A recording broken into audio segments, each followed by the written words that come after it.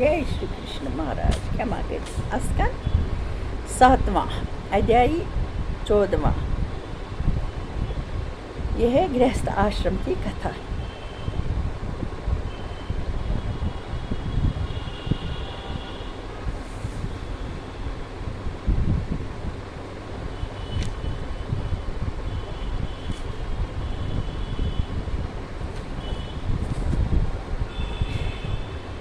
यह तन मिलना बहुत कठिन है और अधर्म और पाप करने से नरकों का दुख जरूर बोकर सदा आवागमन में फंसा रहेगा और मरते वक्त हाथी और घोड़ा और रुपया वगैरह कुछ साथ नहीं चाहता। इसलिए रुपया पाकर दान और धर्म करना चाहिए।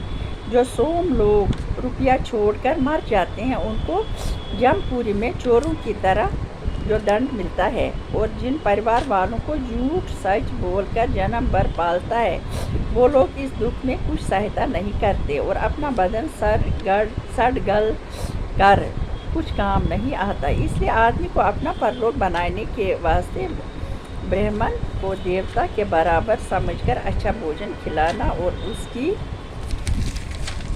हे भगवान सेवा करना उचित है। इसमें परमेश्वर बहुत प्रसन्न रहते हैं। गृहस्थ को अपने परिवार वालों का कोई मर जाए क्रियाकर्म जरूर रहे।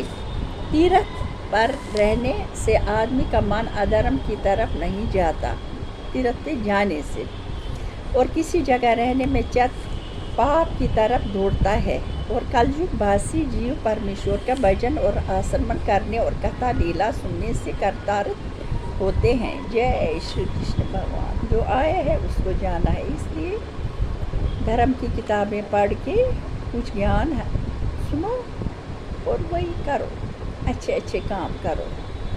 जय हो। यह है कथा गृहस्थ आश्रम की। अध्याय 15वां है। नारद जी बोले कि ये राजा युधिष्ठिर, गृहस्थ आश्रम को देवता और पितरों के नाम पर यज्ञ और श्राद्ध वगैरह अच्छे कलीन और क्रिया दान और वेद और शास्त्र जानने वाले और हर वक्त ब्राह्मण को भोजन कराना चाहिए। ऐसे ब्राह्मण के भोजन कराने से बहुत पुण्य होता है। जिस तरह अच्छी ज़मीन में थोड़ा अनाज बोने से भी पैदा होता है और ओसर ज़मीन में बोने से कुछ पैदा नहीं होता।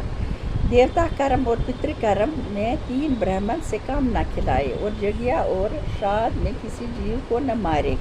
देवता पितृ लोग जीव हत्या करने से खुश नहीं होते हैं और सब जगहों से ज्ञान यज्ञ यानी परमेश्वर की कथा और कीर्तन करना और सुनना बहुत उत्तम है, पवित्र है।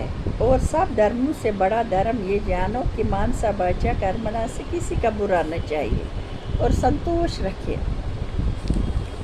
जिसको संतोष नहीं होता वो बड़ा पंडित और ज्ञानी होने पर भी नरक में जाता है। और गृहस्थ को प्रतिज्ञा किसी बात की करना नहीं चाहिए, अपने धर्म के बरखिलाफ चलता है। जो ब्रह्मचारी अपने भरत और धर्म को छोड़कर उस पर नहीं चलता, और जो बान परस्त अपने तप और धर्म को नहीं करता, और जो सन्यासी लालच रख अपने इंद्रियों का सुख चाहता है, ऐसे लोग नाम के वास्ते आश्रम का रूप बनाए हैं। इस धर्म का फल उनको नहीं मिलता। और ये राजा चारों वर्ण और चारों आश्रम को उचित है कि चेतन चोला पाकर 2 तरह का काम करे, एक पर भरत दूसरा नर भरत। शास्त्र की आज्ञा के मुवाफिक पर भरत करने वाला जीव चंद्रमंडल की राह से देवलोक वगैरह में जाकर अपने कर्मों का सुख भोगता है और मुद्दत पूरी हो जाने पर फिर संसार में जन्म लेता है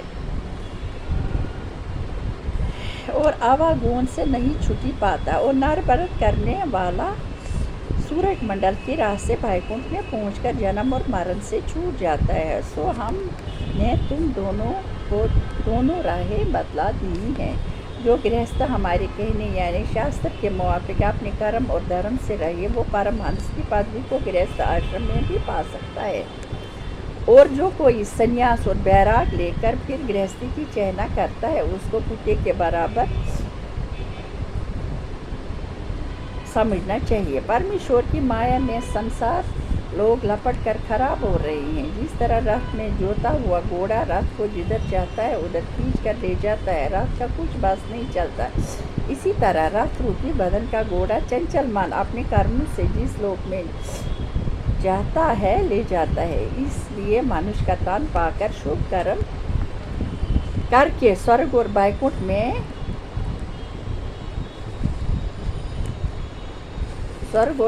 का सुख भोगना चाहिए। और ज्ञान भक्त की बड़ी पदवी है। जिस भक्त और भजन के प्रताप से मैं ब्रह्मा जी का बेटा हुआ वो कथा सुनो। पिछले महाकल्प में आप ब्रह्मन नाम गंधर्व बहुत सुंदर पैदा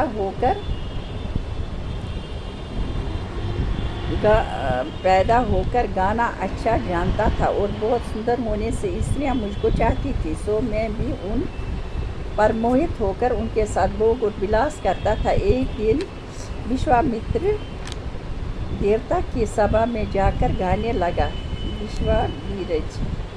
देवता के सभा में जाकर मैं गाने लगा। उस वक्त जब मेरा एक स्त्री से उन दोनों बहुत हंसा था। इस समय गाना मेरा नहीं बन पड़ा और अंगर ऋषिश्वर की बात सूखी देखकर मैंने हंस दी। इसी अपराध से उन दोनों उस देवता ने मुझको शाप दिया, तू शूद्र हो जा। तब मैं दूसरे जन्म में इसी शाप के कारण एक ब्राह्मण के दासी का बेटा हुआ। वहाँ पर सत्संग और भजन करने के प्रताप से मुझको ये पदवी मिली। सो युधिष्ठिर बड़े भाग्यवान हो। जिन परम ब्रह्म परमेश्वर का नाम लेना और भजन करने से आदमी कर्तारत होकर ऐसी पदवी को पहुँचता है, वही परम ब्रह्म परमेश्वर श्री कृष्ण जी दिन रात तुम्हारे सामने रहकर तुमको अपना बड़ा जानते हैं। ऐसा भाग दूसरे का होना दुर्लभ है और हम लोग ऋषिश्वर और देवता आदि भी इन्हीं का दर्शन करने के वास्ते तुम्हारे पास आया करते हैं। सो श्याम सुंदर के दर्शन और पूजन करने से तुम्हारी मुक्त होने में कुछ संदेह नहीं है।